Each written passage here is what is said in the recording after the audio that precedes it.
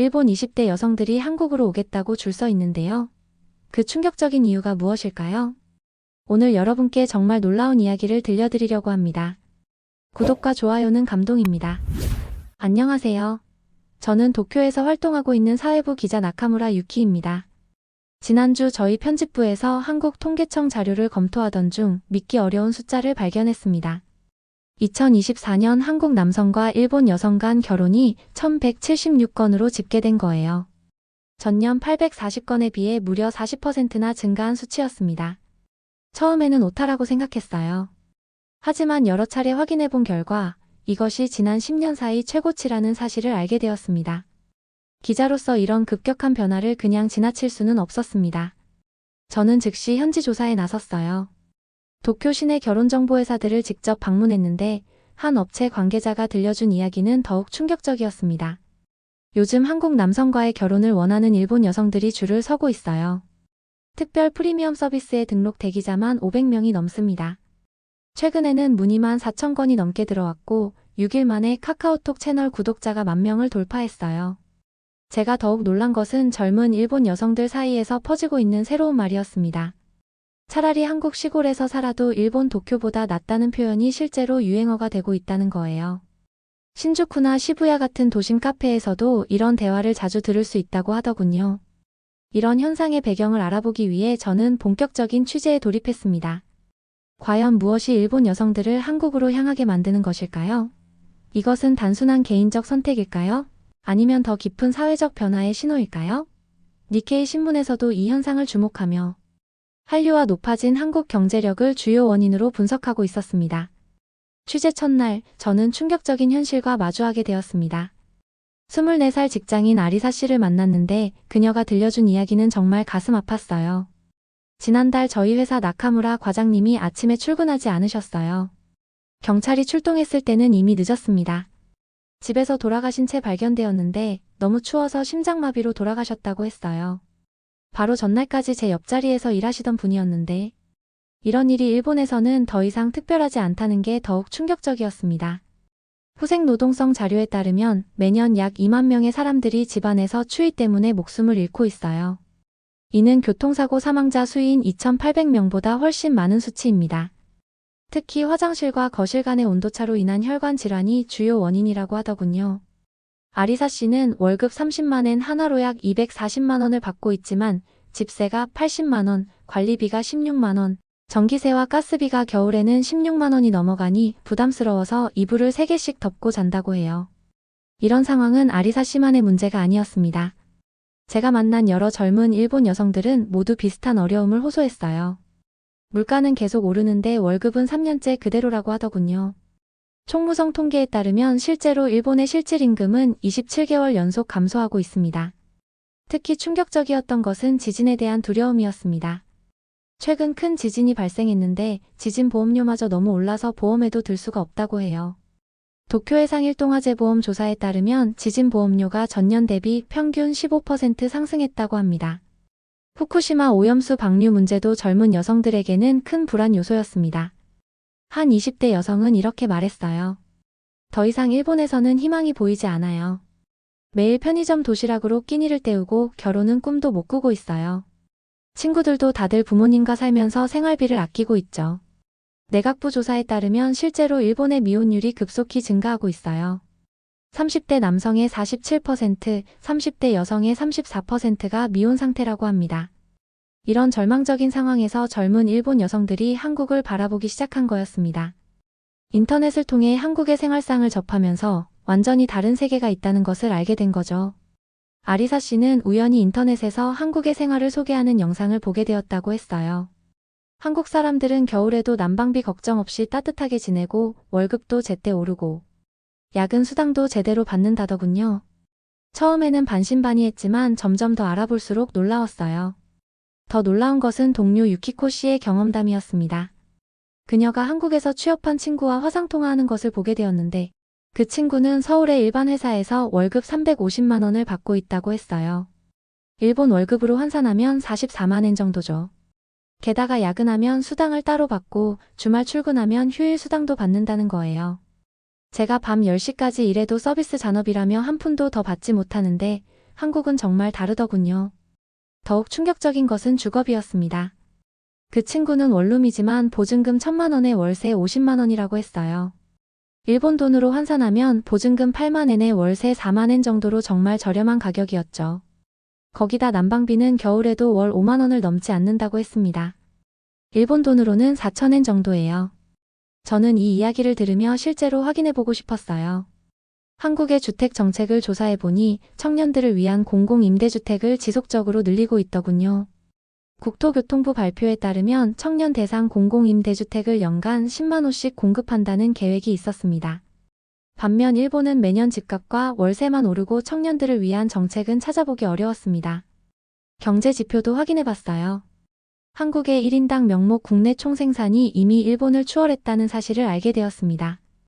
2024년 기준으로 한국은 약 3만 3천 달러, 일본은 약 3만 2천 달러였거든요. 세계은행 통계를 보면 이 격차는 점점 벌어지고 있는 추세입니다. 니케이 신문 자료에 따르면 2019년과 2024년을 비교할 때 한국인이 일본인과의 결혼은 13%나 증가했다고 해요. 이는 단순한 경제적 요인만으로는 설명할 수 없는 변화였습니다.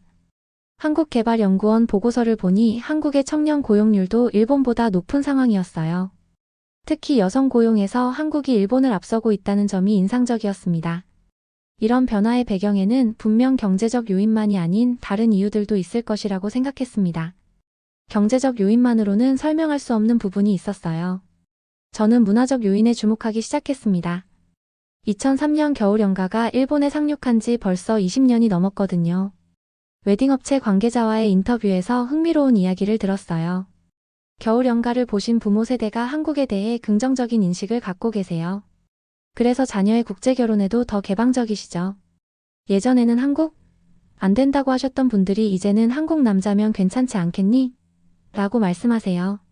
실제로 조사해보니 놀라운 데이터가 나왔어요. 일본 내 한국어 학습자가 전년 대비 30% 증가했고 K-팝 콘서트 연간 관객 수는 200만 명을 넘었습니다. 한국 드라마 시청률도 지속적으로 상승하고 있더군요. 일본 방송협회 조사에 따르면 한국 드라마를 정기적으로 시청하는 일본인이 전체 인구의 25%에 달한다고 합니다. 홍익대학교 오이카와 히로에 교수님의 연구 결과도 인상적이었습니다. 결혼을 계기로 한국에서 거주하는 일본인 여성의 30에서 40%가 경제적 이유보다는 한국에 대한 동경과 삶의 보람을 이주 이유로 꼽는다고 하더군요. 20대 일본 여성 미사키 씨와의 인터뷰가 특히 기억에 남아요. K-드라마를 보면서 자연스럽게 한국에 관심이 생겼어요.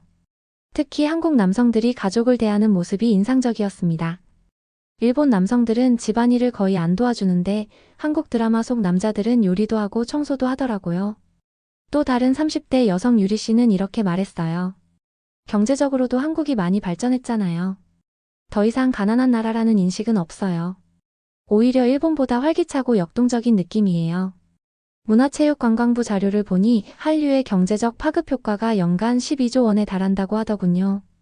이 중 일본이 차지하는 비중이 30% 정도였어요.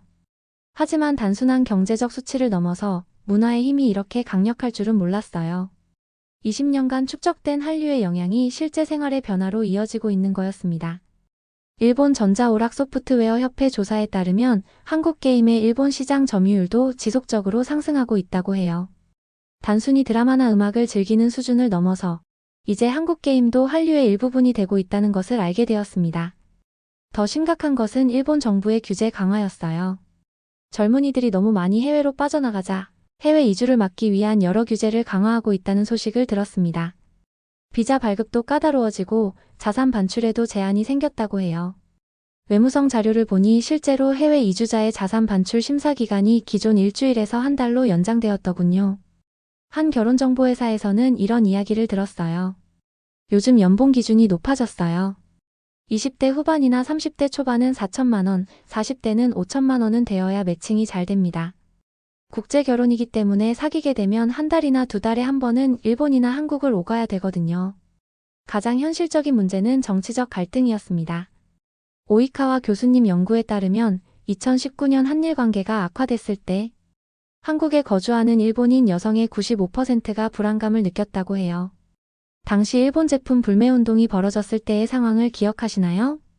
한국에 거주하는 일본인 여성 사토미 씨와의 인터뷰에서 이런 말을 들었어요. 정치적 갈등이 일어날 때마다 마음이 불편해요. 개인적으로는 한국을 사랑하지만 양국 관계를 항상 의식하게 되죠. 그때는 정말 일본으로 돌아가야 하나 고민했어요. 그럼에도 불구하고 많은 일본 여성들이 이런 어려움을 감수하고라도 한국으로 향하고 있다는 것이 인상적이었어요. 분명 이들에게는 어려움보다 더 큰 희망이나 동기가 있을 거라고 생각했습니다. 실제 사례를 통해 그 이유를 더 자세히 알아보고 싶었어요. 저는 실제로 한국에서 생활하고 있는 일본 여성들을 만나보기로 했습니다. 서울에서 전철로 1시간 거리에 사는 20대 일본인 여성 사토미 씨를 만났어요. 남편을 사랑하는 마음이 가장 크지만 한국에서 살아보고 싶다는 생각도 있었어요. K-드라마 속 한국이 정말 궁금했거든요. 실제로 와보니 드라마보다 더 좋은 점들이 많았어요. 사토미 씨는 한국에 도착한 첫날부터 차이를 느꼈다고 해요. 비행기에서부터 달랐어요. 한국 항공사는 난방이 잘 되어 있어서 따뜻했고 승무원들도 밝은 표정으로 친절하게 대해주셨어요. 일본 항공사는 비용 절감 때문에 기내 온도를 낮게 유지하거든요. 인천공항에 도착했을 때의 경험담도 인상적이었어요. 인천공항은 완전히 달랐어요. 입국장에서부터 따뜻한 바람이 나오고 실내 어디를 가도 춥지 않았습니다. 게다가 와이파이도 빵빵하게 터졌어요. 서울 시내로 가는 과정에서도 놀라움의 연속이었다고 해요. 공항철도를 탔는데 정말 충격이었어요. 일본의 공항철도는 바닥이 차갑고 난방이 약한데 한국은 객차 안이 따뜻했습니다. 게다가 요금은 일본의 3분의 1 수준이었어요. 가장 큰 충격은 숙소에 도착했을 때였다고 해요. 문을 열자마자 따뜻한 온기가 느껴졌어요. 바닥에서 온기가 올라오는 게 신기해서 한참을 맨발로 서 있었습니다. 주인이 설명해준 난방비도 놀라웠다고 해요. 한 달 난방비가 5만 원에서 8만 원 정도라고 하더군요. 일본에서는 겨울에 2만 엔 이상 나오는데 여기는 6천 엔 정도라니 정말 놀라웠어요. 편의점에서의 경험도 흥미로웠어요. 일본 편의점은 야간에 난방을 약하게 해서 춥기로 유명한데 한국은 달랐어요. 편의점 안이 따뜻했고 도시락을 데워주는 전자레인지도 무료로 사용할 수 있었습니다. 물가 차이도 실감했다고 해요. 일본에서는 편의점 도시락이 약 8,000원인데 한국은 4,500원이었어요. 김치나 반찬도 훨씬 푸짐했고 따뜻한 국물이 있는 컵라면도 일본보다 훨씬 저렴했습니다. 의료 서비스 경험담도 인상적이었어요. 갑자기 목이 아프고 열이 나서 근처 내과를 찾았는데 놀라웠어요. 일본에서는 병원에 가려면 예약하고 몇 시간씩 기다려야 하는데 한국은 그냥 방문해도 바로 진료를 볼 수 있었거든요. 욕실에서의 경험도 인상적이었다고 해요. 일본에서는 욕실이 너무 추워서 겨울에 샤워 전후 온도차 때문에 쓰러지는 분들이 많은데 한국은 욕실도 따뜻했어요. 처음으로 겨울에도 편안하게 샤워할 수 있었어요. 이런 체험담들을 들으면서 단순히 경제적 차이만이 아니라 생활의 질 자체가 다르다는 것을 느꼈습니다. 온돌 문화가 주는 따뜻함의 의미를 새롭게 깨달았어요. 한국에서 2년째 살고 있는 일본인 선배 마리코 씨와도 만날 수 있었어요. 그녀는 서울의 IT 회사에서 일하고 있었는데 정말 놀라운 이야기를 들려주었습니다. 월급이 400만 원인데 세금과 보험료를 다 떼고도 300만 원 정도가 통장에 들어와요. 일본에서 240만 원 받을 때는 세금을 떼면 200만 원도 안 남았는데 말이죠. 회사 복지도 완전히 달랐다고 해요. 식대도 따로 지원해주고 야근하면 수당은 물론 저녁 식사와 택시비까지 지원해줘요. 일본에서는 상상도 할 수 없는 대우였어요. 그리고 연차도 자유롭게 쓸 수 있어서 정말 좋아요. 주거 환경도 인상적이었어요. 회사 근처 오피스텔에 사는데 전세 2억에 관리비가 월 10만 원이에요. 방도 넓고 시설도 좋은데 난방비는 겨울에도 8만 원을 넘지 않아요. 일본에서는 겨울에 2만 엔씩 나왔는데 말이죠. 전세 제도에 대한 설명도 흥미로웠어요. 집주인에게 돈을 빌려주고 이자로 집에서 사는 개념이라고 하더군요. 일본에서는 월세만 내다가 나중에 빈손으로 나와야 하는데 여기는 나중에 돈을 다시 돌려받을 수 있다는 게 놀라웠어요. 직장 문화의 차이도 크다고 했어요. 실수를 해도 질책하기보다는 어떻게 하면 더 잘할 수 있을지 함께 고민해줘요. 퇴근 시간이 되면 오히려 팀장님이 먼저 저를 보내주시고요. 일본에서는 상사가 남아있으면 눈치 보면서 못 가는 분위기인데 여기는 완전히 달라요. 마리코 씨는 주말에 동료들과 찜질방에 간다고 했어요. 따뜻한 온돌에 누워있으니 그동안의 긴장이 스르르 풀리는 것 같아요. 동료들이 제 어설픈 한국어를 교정해주면서 우리 마리코 이제 많이 늘었다며 칭찬해줘요. 이런 따뜻한 인간관계는 일본에서 경험하기 어려웠어요. 특히 인상적이었던 것은 회식 문화였어요. 일본의 회식은 상하관계가 엄격하고 부담스러웠는데 한국은 정말 가족 같은 분위기예요. 나이가 어린 제 의견도 진지하게 들어주시고 회식비도 회사에서 다 내주시거든요. 음식 문화에 대한 이야기도 흥미로웠어요. 처음에는 매운 음식이 걱정됐는데 막상 먹어보니 중독성이 있더라고요. 특히 김치찌개나 된장찌개 같은 따뜻한 국물 요리가 정말 좋아요. 일본 음식은 차가운 것이 많은데 한국 음식은 몸을 따뜻하게 해줘요. 언어 학습에 대해서도 들었어요. 처음에는 한국어가 어려웠지만 회사 동료들이 정말 많이 도와주셨어요. 점심시간에 한국어 공부를 도와주시고 틀린 표현도 친절하게 고쳐주시죠. 덕분에 1년 만에 업무용 한국어는 웬만큼 할 수 있게 됐어요. 마리코 씨의 부모님 이야기도 인상적이었어요. 처음에는 부모님이 반대하셨는데 제가 한국에서 보내는 사진들을 보시더니 생각이 바뀌셨어요. 특히 제가 웃는 모습이 많아졌다고 하시더라고요. 이제는 한국 여행도 계획하고 계세요. 가장 인상적이었던 것은 마지막 한마디였어요. 더 이상 춥지 않고 끼니 걱정도 없으며 퇴근 후의 삶이 있어요. 무엇보다 미래에 대한 희망이 생겼어요. 일본에서는 10년 후에도 지금과 똑같을 거라는 절망감이 있었는데 여기서는 매년 성장하는 제 모습을 볼 수 있어요.